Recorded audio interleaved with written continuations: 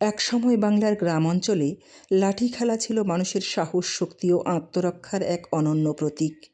বিশেষ করে ৭০, ৮০ কিংবা তারও বহু আগে গ্রাম বাংলার মেঠোপথ, হাটবাজার, মেলা কিংবা জমিদার বাড়ির আঙিনায় লাঠিয়ালদের দাপট ছিল চোখে পড়ার মতো। তখনকার সমাজে আইন শৃঙ্খলা ব্যবস্থা আজকের মতো শক্তিশালী ছিল না। ফলে নিজেদের নিরাপত্তা, জমি জমা রক্ষা কিংবা দলগত শক্তি প্রদর্শনের জন্য মানুষ লাঠি খেলার চর্চা করত। লাঠি খেলার ইতিহাস বহু পুরনো। ধারণা করা হয় মোঘল আমল থেকেই বাংলায় লাঠিয়াল বাহিনীর প্রচলন শুরু হয়। জমিদাররা নিজেদের প্রভাব বজায় রাখতে ও প্রতিপক্ষকে দমন করতে শক্তিশালী লাঠিয়াল দল গড়ে তুলতেন।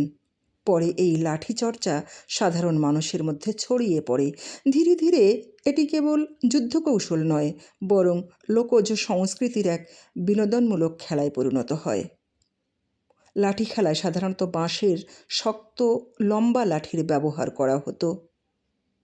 খেলোয়াড়রা বিভিন্ন কৌশলে লাঠি ঘোরানো, আঘাত প্রতিহত করা, প্রতিপক্ষকে ঘায়েল করা এবং ছন্দময় ভঙ্গিতে দলগত প্রদর্শনী করতেন। ঢোল, কাঁসি কিংবা বাঁশির তালে তালে একসঙ্গে অনেক লাঠিয়াল মাঠে নেমে লাঠি ঘোরাতেন। তাদের গতি, কৌশল ও শারীরিক দক্ষতা দর্শকদের মুগ্ধ করত।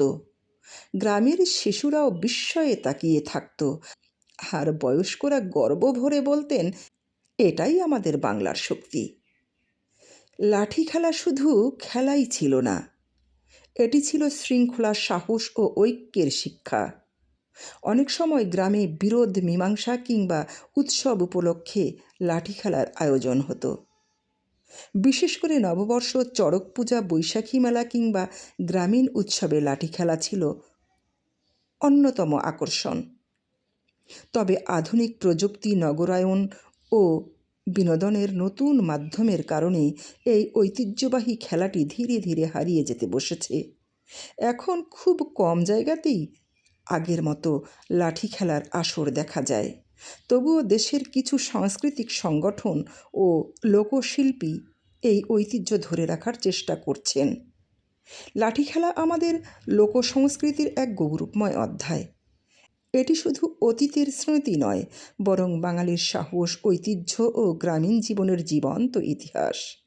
এই খেলাকে নতুন প্রজন্মের কাছে তুলে ধরা এবং সংরক্ষণ করা আমাদের সংস্কৃতির দায়িত্ব বলে মনে করি।